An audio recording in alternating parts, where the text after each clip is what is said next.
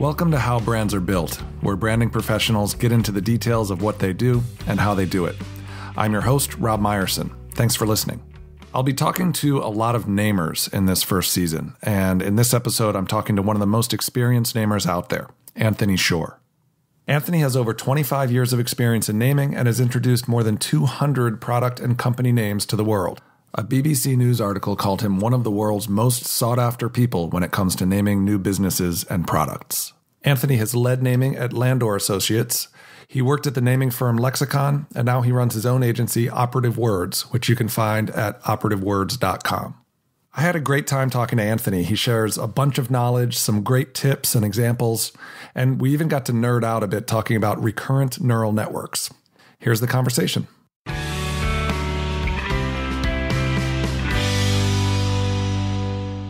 Anthony, thank you for joining me. Thanks so much for having me, Rob. One of the first things I wanted to ask you about is something I don't talk to namers about that much. It's artificial intelligence. So I saw that you've written and talked about the potential for using neural networks in brand naming. Can you tell me a little bit about what made you start down that path and then maybe how it works today? Sure. I love talking about this. Artificial intelligence and really using computers in general as an adjunct to what I do has always been near and dear to my heart. Way back in college, I created a self-designed AI major.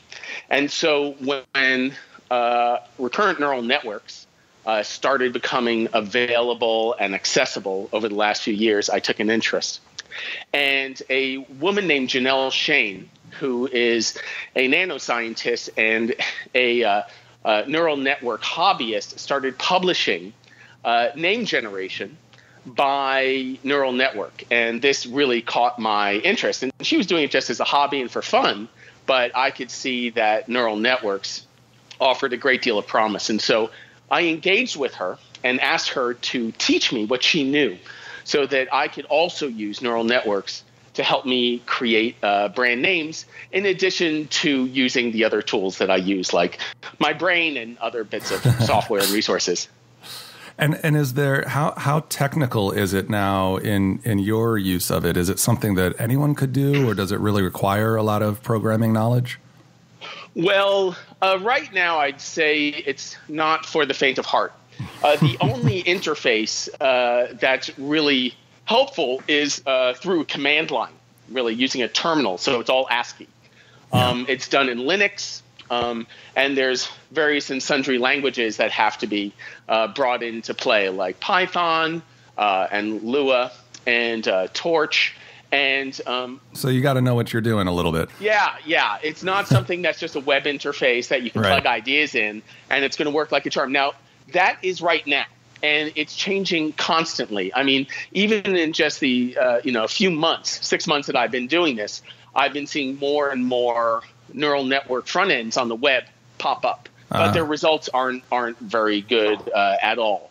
But it's clear that that's going to change. And I saw that Janelle has named a beer, I think, using her neural network. It's called the Fine Stranger, which is a cool name for a, sort of an indie beer. Have you had any success using it yet for some of your naming projects? I'll say this, that neural networks have, in my use of them, have illustrated to me some really interesting words and ideas. And clients are interested in AI and neural networks as part of the creative process. But there haven't been any names yet that a neural network I've trained that has generated, and the client said, yes, that's going to be our name. But it's only a matter of time before that happens. But I'm bullish on AI and neural networks. Well, it's funny because I know this isn't the same thing, but every now and then, I'm sure you see this too. There are these sort of doomsday proclamations of naming, the human aspect of naming dying out because computers will be able to do it themselves. What are your thoughts in terms of how people and computers will interact in the future to do this job? Without a doubt, accessible AI tools for name generation will increase everyone's access to interesting names. But just because you are shown a word or a list of words doesn't mean that you're going to know as someone in a company, for instance, is this really going to be the right word? Does this have the potential to become a brand? And there's other aspects of naming, such as understanding and ascertaining what the right naming strategy should be. What should the right inputs that an AI should be trained on? What kinds of words should the AI be trained on? Helping a client see how each word in a list of words could become their future, could become their brand, and helping them to see the assets and potential of each of these names. That's not something AI is going to do. Right. So there's still a place for professional name developers. I want to back up a little bit and just talk more generally about name generation. Can you just give me a sort of a 30,000-foot view of the entire naming process before we dive into some of the specific steps within it? Yeah, sure. I'd be happy to, Rob. So I'll be briefed by the client, and maybe they'll provide me with an actual creative brief or not. But from that, I'll develop name objectives that succinctly capture what the name needs to accomplish, what it needs to support or connote. And once we agree on those marching orders, I'll get into creative. Now, the first wave of creative is a mile wide and an inch deep, where I explore many different perspectives of the brand, different tonalities, different styles of names, different executions. And that process takes about 2 weeks of creative development. At the end, there's probably 1,000 or several thousand words that have been developed. I'll call the best 150 names and run those through preliminary global trademark screening with my trademark partner, Steve Price. And from that, there'll be 50 to 70 names, and I'll present those names to the client. And I present them in a real-world context, so they look less like hypothetical candidates and more like de facto existing brands. And I present each name in the exact same visual context to really keep the focus on the name and not confound variables by changing up the color or the font. Right. I present each name individually, talk about their implications and what they bring. And at the end, the client gives feedback, what they like, what they don't like, what they're neutral about. And that informs the second round of creative work, which is an inch wide and a mile deep, where I delve into what was really working for them. And it's important to have a couple rounds of creative, because it's one thing to agree in an abstract brief, but what clients really react to are real words. And that's where you can really find out what's going on, because it's difficult for people to really understand what they like and don't like in a name until they see them. And so that second round of work focuses on what's working for them. And that process, again, is about 2 weeks, thousands of names developed, 100, 150 go into screening for trademark and domains, and then 50 names plus are presented to the client. And the client chooses from all of the names that have been presented across both rounds, typically over 100 names. They bring a handful of names into their full legal screening. Maybe there's cultural and linguistic checks that have to happen, and their full legal checks, and then they choose one final name to run with. What steps do you take when you just start generating names? All right. So once we all agree on what the marching orders are, the process looks like this. I'll first bring up my sort of a go-to set of software and applications and resources that I use pretty much in parallel. And I bounce between them as I go through development, right? So I'll bring up WordNick, which is an important piece of software online, a great resource for lists of words. I use OneLook, RhymeZone, an engine called Sketch Engine, right, and various other applications. And I will use those to identify words, word parts that are interesting to me. And so over the course of that development, I will use different techniques in order to unearth every possible idea I can find.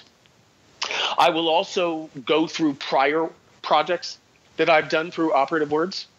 And if I find a good word for this project, I'll search on my computer for all files that I've worked on that also contain that word. And so I'll be able to mine from my prior work.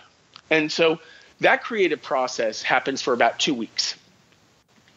At the end of 2 weeks, I will have amassed thousands of ideas. And if I bring neural networks and software-based combinations and permutations, there are, literally tens of thousands of ideas in the picture. Yeah. You mentioned Sketch Engine a while ago as one of the online resources that you use, and I've seen that you've written quite a bit about it and how you use it, but can you just briefly explain what it is and why you recommend it so highly? Yeah, Sketch Engine is a corpus linguistics database. So let me explain that. Corpus linguistics is using a very large body of real-world language. That's a corpus, and its plural is corpora, and using computers to sort of analyze and tag and sort of organize what's in there. So a corpus might be, for instance, the one I use is all of the news articles that have been published between 2014 and 2017, okay? All of that real-world text, that's 28 billion words, all of which have been tagged by part of speech. And it's recorded all of the words that that live next to all of the other words. In other words, it records what are called collocations. Right. Now, collocations are useful because you can learn a lot about a word by the company it keeps, right? So if there's an attribute that a client is interested in, let's say fast or smart, I can look up a word like fast or smart or any other related word and discover all of the words that have been modified by it. So therefore, I can find an exhaustive list of things that are fast, things that are smart, or verbs related to things that are fast and things that are smart. Mm-hmm. And so the benefit is, one is exhaustiveness. Two is also linguistic naturalness. That is, you're finding how words are used in a real world context. And I believe that linguistic naturalness in names is very important for names being credible, for names being relatable, and for names feeling very adoptable, right? You're not foisting ideas on people that make no sense. It rolls off the tongue, to use kind of the layman's term. Yes, that's right. You've mentioned so many online tools. I'm just curious, is there anything offline that you frequent? I'm typically watching some kind of movie or TV show or some other sort of visual stimulus while I'm doing my creative development. Interesting. And those things provide visual stimulation, and there is dialogue and other ideas that come up that provide an extra input to my creative process. And do you choose what you're watching based on the project, or is it just whatever you happen to be watching anyway? No, I do. Absolutely. So with projects that are very technologically driven or scientifically driven, I'll watch something that's sort of technological or scientific in that way. Yeah. That's fun. So it's, you get to mix. Do you ever just, there's been a movie that you've been wanting to see anyway, and you feel like, oh, that fits this project, and you put that on? Yeah, absolutely. Another technique that I saw that you wrote about, it's called an excursion. Can you explain what that is? Is that related to the idea of watching a movie while you're doing naming? In an excursion, you identify a completely unrelated product category. Sometimes the less related, the better. And you look for examples of a desired attribute or quality from that category. So, for instance, if you're naming a new intelligent form of AI, let's go ahead and consider examples of intelligence from the world of kitchens. Okay, let's look for ideas of intelligence in the world of sports, right? And so by thinking through an attribute as it appears somewhere else, you are able to find ideas that are differentiated but relevant. Because when you take a word from a different category and drop it into a relevant category, it immediately becomes relevant to that new category. People are very comfortable with this technique. I have a couple of just tactical logistics questions that I'm curious how you would respond to. So what about the actual medium that you use when you're writing down or documenting your name ideas? Do you do this in Excel, or do you have a pad of paper with you while you're doing all these other exercises and you're just, furiously jotting down ideas? I'm using Microsoft Word by and large for this. Okay. I also use another text application called Text Wrangler. Mm-hmm. I use Excel when I'm charged with developing a generic descriptor for a new product. And what is Text Wrangler? Is there an important difference between that and Word, or just you happen to use both? Text Wrangler is a text editor. So there's no formatting whatsoever. It's plain ASCII text. It has another sister application called BB Edit. And these applications are very, very useful when you're working with pure text. And it has some terrific tools like the ability to eliminate duplicates, mm-hmm. the ability to use pattern recognition, something called grep, in order to find words that include certain patterns. Oh, interesting. Yeah, so very, very useful tool and an adjunct to the tool set that I use. And then the other logistical question is just about timing. You mentioned you usually have a 2-week period of time for your first run at name generation, but I've heard other namers say they like to have a 4-hour window to really immerse themselves in a project anytime they sit down to do name generation. Do you have any rules of thumb that you adhere to in terms of timing? Yeah. So over the course of 2 weeks, I will, the process is that I will immerse myself completely in a project, maybe for 4 hours, maybe for a day, maybe for 2 days or 3 days even. And then I put it away. And then I forget about it and I work on something else for, a day or two, and then I come back to it. And so I have this repeated process of immersion and then incubation. And I repeat that in order to do creative work. And that's a process that's been demonstrated and proven to help maximize creative output. And those aha moments, those eureka moments you have in the shower, happen because you've been thinking about something and then stop thinking about it consciously anyway. Right. But meanwhile, there's something bubbling up under the surface that comes out, when you least expect it. Great. And you've mentioned a lot of things that you could use if you get stuck on a project.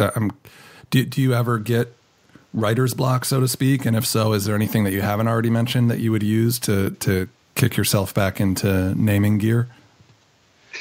Sure. The writer's block happens when a client is looking for something that isn't different, Right. If their product or their brand doesn't really have something new to offer, that's a more difficult nut to crack, right?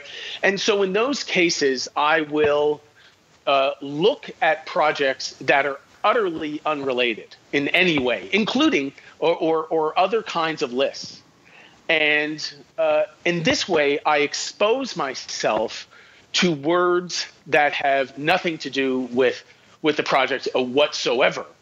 But because of how I see words and how I think, I can look at a list and look at a word and go, oh, wait a minute, there's a story there. I can see what would be related or that would be interesting. And so really it's a process of compelling me to look at words just in order to see sort of what happens. It's a little bit stochastic, mm-hmm. It's a little bit random, right? But it's actually very useful and interesting, and new ideas can come out of it, even for projects where there isn't something wildly different under the surface. I like to ask whether there are any names or naming tropes that you see that you're getting sick of. Like any other creative process, there are trends in the industry. Startups ending with ly, for example. Are there any specific name ideas or trends like that you want to call out or that you wish would discontinue? Well, Rob, there's always trends that I wish would go away. In fact, any trend, by and large, I wish would go away because they're unoriginal, and they don't serve the brands that they represent. They look derivative, they look unoriginal, and what does that say about their company or their product? So yes, I'm not crazy about the LY trend. That's been going on, just as I wasn't crazy about the OO trend that was happening after Google and Yahoo found success. Just like I wasn't crazy about the I or E prefix trend back when that was happening. I'm just fundamentally opposed to these ideas because they don't serve their clients, and they I think reflect a company that isn't truly original. I'm also not crazy about the trend to randomly drop consonants or vowels or double them, because it's clear that it was done just in order to secure a .com domain, and it feels like domain desperation. Right, it feels forced. Exactly, and linguistic unnaturalness, where you do these things in order to shoehorn words in order to get a free .com, I don't think serves a brand well either, because they're immediately sort of off-putting, they look unnatural, and they're difficult to relate to. The last question I like to ask namers is just what your favorite thing is about being a namer or coming up with name ideas. Well, I really love the process of identifying exhaustively every possible perspective of a new brand. If I'm looking at a list of 1,000 potential names, those are 1,000 different perspectives, 1,000 different ways of framing and looking at this company. And those are 1,000 potential futures. And then seeing when a company finally adopts a name that I've helped them with, to see how they adopt the name, breathe life into it, and then run with it and do their own get their own inspiration from the name. So as an example, a while ago, I worked with an architectural and design firm called Pollock Architecture, who needed a new name. And eventually I worked with them and developed the name Wrapped Studio for them, R-A-P-T, Wrapped Studio for them. And they do brilliant interior and architecture work and branding work as well. Really brilliant and wonderful people. And so once I gave them Wrapped Studio, they ran with it, and they call their employees Raptors, right? I didn't give them that idea. They have meetings once a week, which are called Monday Rapture meetings, all right? So I love when a name can inspire a client with great ideas. That makes me very happy. That's great. Well, let's leave it there. And I just want to say thank you again for your willingness to share some of your thinking and how you do what you do.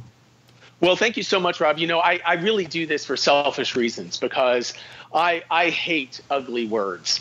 And names are an unavoidable part of our environment and our habitat. And wouldn't you much rather be surrounded by beauty and gardens than blight?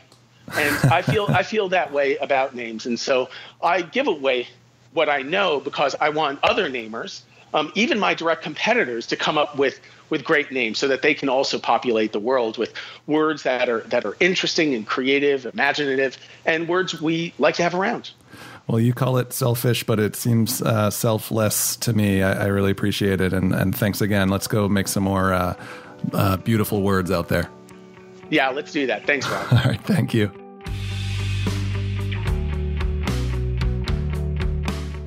Thanks for listening to How Brands Are Built. If you like what you heard, please subscribe at iTunes or your podcasting service of choice and leave a rating and a review. I'd love to hear what you think. You can also follow us on Twitter and Instagram and visit us online at howbrandsarebuilt.com, where you can check out show notes, articles, and blog posts, sign up for the newsletter, or contact me with any questions or suggestions. I highly recommend you check out Anthony's website and blog at operativewords.com, where he has a bunch of amazing content that goes into way more detail on some of the topics we discussed. How Brands Are Built is a production of Heirloom Agency, LLC. Our theme music is by Isha Erskine Project. I'm Rob Meyerson, and I'll talk to you next time. Thanks again.